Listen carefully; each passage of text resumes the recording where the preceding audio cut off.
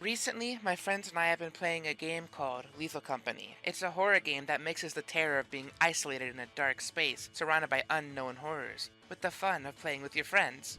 Hey, Noti. I was a bit late to the party, to say the least, and didn't really get to play it during the peak of its popularity. It's a game so fun to play that I've had friends tell me it is the scariest experience that they have had in a good while. Yeah, take Yeah, that! yeah! Take that! Oh, okay. I'm gonna hold you. I got you. And yet, despite all of that, the true horror of this game is capitalism. Money. It resonated with so many people as a multiplayer horror experience that it even outsold Call of Duty and got its own skin in Fortnite. Everyone works together to survive as they are getting picked off one by one, from the Brackens who will stalk you to the ends of the earth just to snap your neck like a glow stick. Then there are the eyeless dogs that will eviscerate anything in a 6-foot radius, quieter than a whisper. And then there are these little guys. Are you fucking serious, dude? She lost. I'll get you, dumbass. Lethal Company is a game that requires you to manage your resources and truly does dare you to see how far you and your friends can really stretch those funds and tools. The game dares you to see how deep you can go to gather scrap for profit. You need tools to survive long enough to get scrap, and you need more scrap to invest in even more tools just to make your next excursion a little more comfortable. Players know going in that there will be a bar that they simply cannot reach, that eventually the quota will become too high. This allows everyone to go into the game without feeling pressured to win, and it sets a simple goal of seeing how high of a quota that you and your friends can reach. When everything inevitably falls apart, you are left hoping that you and your friends can find something worth just enough to clutch your way out. And when things get extra desperate, the fact that your corpse is worth scrap can push others to sacrifice you just to meet their quota. It puts you in the mindset of someone living in a dystopia, making the player consider if a friend or themselves might be more valuable dead than alive. Each session of Lethal Company is different thanks to procedural generation and randomized monster encounters. This unpredictability keeps the player on edge and makes every encounter feel unique, while the impossible geometry of the buildings really adds to the atmosphere and makes the player confused, which leads to the players getting lost and builds on that feeling of tension. The low-poly PlayStation 2-esque graphics combined with the effects of the Unity engine and subtle bloom makes you desperately hope that you and your friends are the only ones on these moons.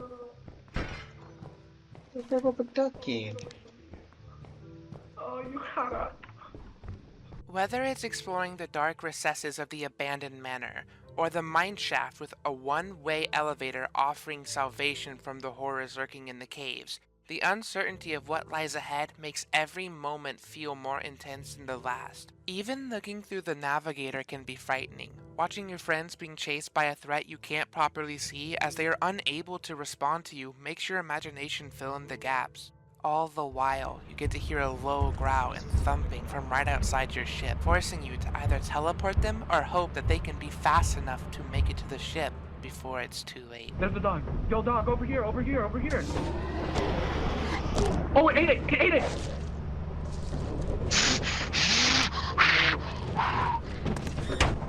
Thanks for reminding me, Melty. I'm MiniFluffk, and I am going to briefly discuss the story surrounding the game and its developer. Oh, there she is. Why did the Oh, lights just flicker? What makes Lethal Company's development history so impressive is that this game was developed by a single person, a 21-year-old developer who goes by Zeekerz. They first started creating games on Roblox. For example, one of their first games, Silent Dark, which was released in 2016, was a first-person horror game set in an abandoned house with carefully timed jump scares. After making games in Roblox for a while, Zeekerz grew frustrated by Roblox's updates breaking the functionality of their games, so they were led to develop games more independently in the Unity engine, and to upload them on itch.io and, later on, Steam. During this out-of-Roblox era, they made two games that blew up in popularity, It Steals and The Upturned. Let's Plays and analyses from large or growing creators on YouTube were a big source of the new traction their work would gain. YouTubers like Markiplier, Astrospiff, and Pastra exposed their work to their audiences, massively increasing their popularity. Zeekerz wasn't just a two-hit wonder and began development on a new game, Lethal Company. Wait. There's a middle seat right now. No. Okay, and just Bravo. Oh my god! During development, Zeekerz took inspiration from Phasmophobia, a co-op game with proximity chat, wanting to build upon it in their own way. According to an announcement teaser for the game, Zeekerz originally intended for Lethal Company to be a co-op horror roguelite, where you explore the facility by using an elevator. The goal was to go deeper and deeper before you eventually died or the elevator ran out of power. If we compare the teaser to the main trailer for the game, we can notice that Zeekerz completely scrapped that idea, well, almost entirely, favoring a much more different approach, a more visibly sci-fi approach, which personally tickles my nerdy brain quite a lot. After a short year of development, Lethal Company was released on Steam on October 23rd, 2023, which burst at the seams in popularity. Let's Plays gained thousands of views, clip montages were found everywhere on social media. Everybody was talking about it. This game is Zeekerz's most popular work yet, as of recording, gaining a peak player count of around 240,000 and even winning the Better with Friends Steam Award in 2023. This trip down Zeekery lane exemplifies the ideal route for an indie dev nowadays. While most don't have the previous game dev experience from the Roblox titles, and the sheer luck to explode in popularity so much, other indie devs should still take this as a goal to strive for, motivation for their upcoming awesome projects. If you want to make games, then go ahead and get into it. The more you talk about doing something without doing it, the less likely you are to do it. Just be prepared, as learning is a journey. Well, my time is up. You can take the center stage once again, my dear friend MLT. Go this way? What happens if I do this? Oh god. Luigi House, but it mentioned. When I finally got into the game thanks to a friend gifting it to me, I finally understood why its player count was so high and just how people could keep playing it over and over again. One of the reasons Lethal Company works so well for me is that it captures the essence of a horror movie. It puts you in these tense situations where you're constantly weighing your options, gauging the risk against the reward, and making life or death decisions. And what makes it even more fun and engaging is making these choices alongside your friends. Just like in horror movies, you're stuck in these scenarios where someone makes a practical decision while others end up doing something incredibly stupid and risky that can lead to their and even your deaths. The number of times someone has decided to run away and abandon the group I was in, or just heard a noise and turned around simply to be killed because they didn't run, or the times I just don't have a flashlight and walk into a pit and just die, brings the dumb deaths of a horror movie to life.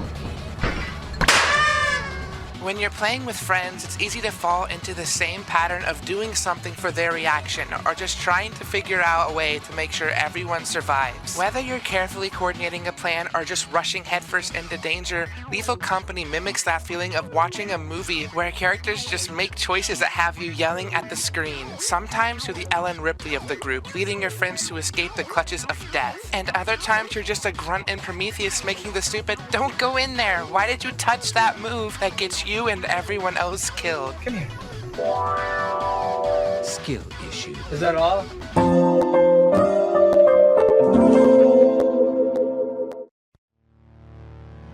If there's one thing that has caused Lethal Company to gain a lot of traction, it's the game's monsters. These creatures take a lot of inspiration from horror films and their many tropes. For example, the butler is a clear joke on the trope from the 1930s, while the mask plays on the idea of losing your humanity and being turned into something monstrous. One of the game's most dangerous monsters, the Coilhead, draws direct inspiration from creatures like the Weeping Angels from Doctor Who, statues that only move when they are out of sight. Just Just like in Doctor Who, the moment you turn your back or even blink, they close in on you, replacing your freshly decapitated head with a spring in the process. It's not just the threat itself, but the fact that you know it's always one mistake from getting you. You're not even safe when you think you are. The anxiety of managing your gaze, watching the shadows, and trying not to slip up keeps you on edge. Just like in a movie, when you know the creature is about to strike, every glance away, every shift in focus, that could be your last. It creates this nail-biting tension that horror movies really thrive on. You can't fight the coil head directly. Its powers come from the tension it creates, that while you are watching it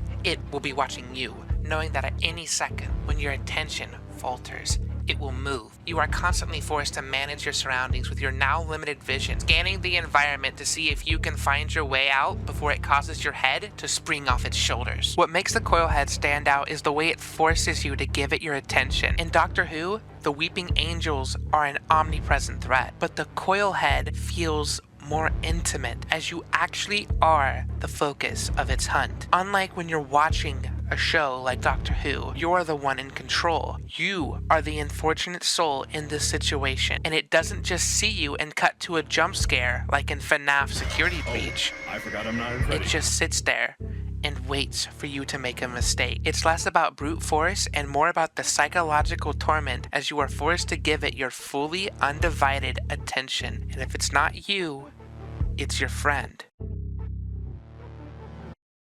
But the coilhead isn't the only creature which exploits your ability to witness them. Another creature in this game keeps you on your toes, but not by its towering presence, by instead its complete absence. An elusive shadow monster that lurks in the halls of the facility, stalking players and waiting for the exact moment to strike. Like a parasocial ex who cannot accept that their relationship ended 12 years ago. The Bracken will stalk you to the ends of the earth and beyond, but immediately run away once you get the sneaking suspicion of its presence. This creature loves the hunt. The fear it brings you, and even if you do find it, it is not safe to stare it down or else it will lash out and snap your neck.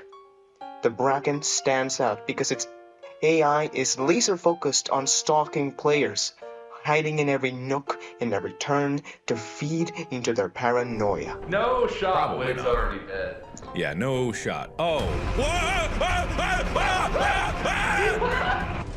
This relentless pursuit creates a threatening atmosphere that is reminiscent of the classic slasher film, akin to Michael Myers letting Laurie know that he is watching her from outside her yard before he simply vanishes. The Bracken is always lurking, just beyond your line of sight, he didn't and if get you catch it teleported. in the corner of your eye, the second you look back to see if it's there, it's not.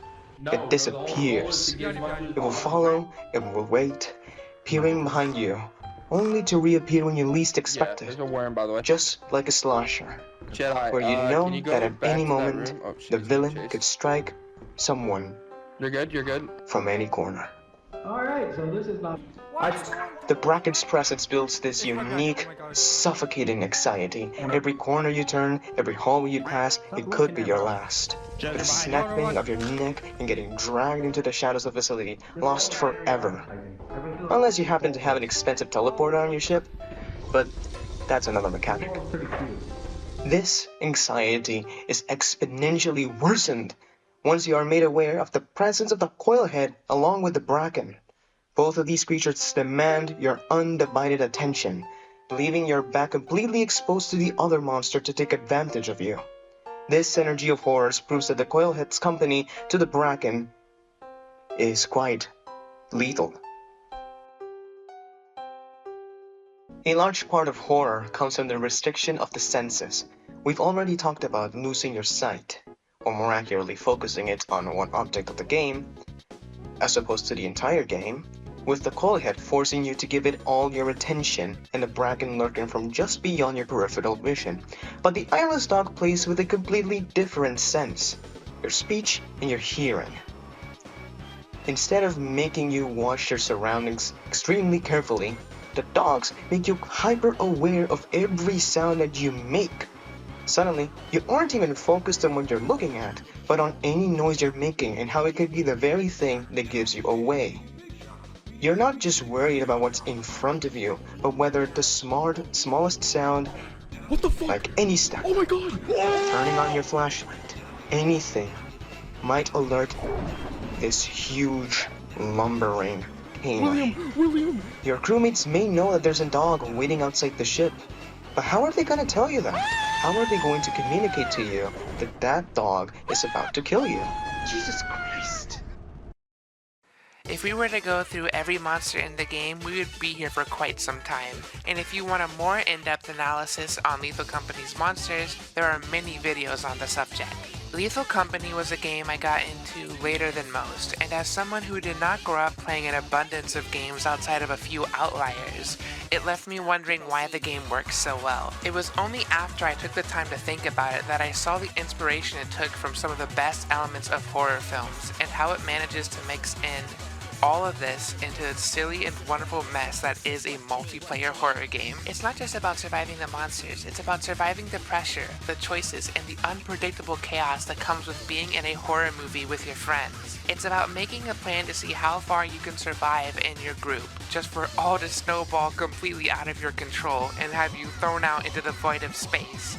It's the perfect interactive horror film. The unpredictability, the way it makes you feel hunted, and the connections you share with your friends while navigating the unknown are what make Lethal Company more than a standard horror game. It's an interactive experience that keeps you on the edge of your seat only to drag you to the ground when you least expect it. And while it may not always scare me, and often does make me laugh, neither do those horror films that I grew up with. Watch out for the landmine. Hey, Multi. Yeah, I like teleporting right now. Oh! Why aren't you getting mad?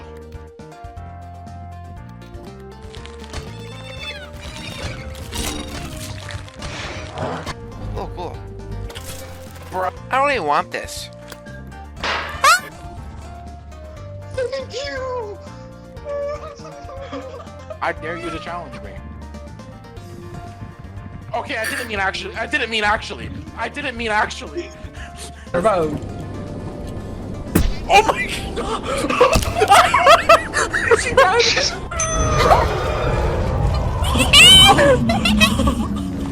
I just want my dog.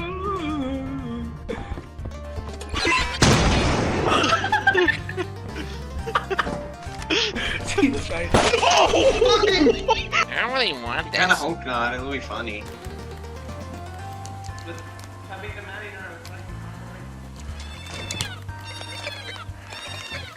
He almost.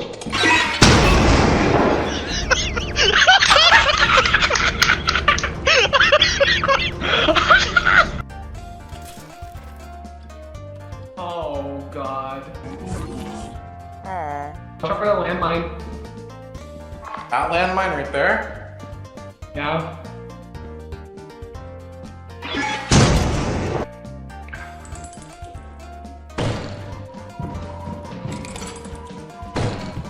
Ah! Oh, okay. I'm gonna hold you. I got you.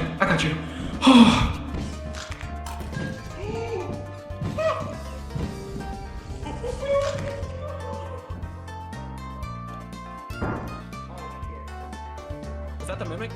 Oh, watch out! I know, D.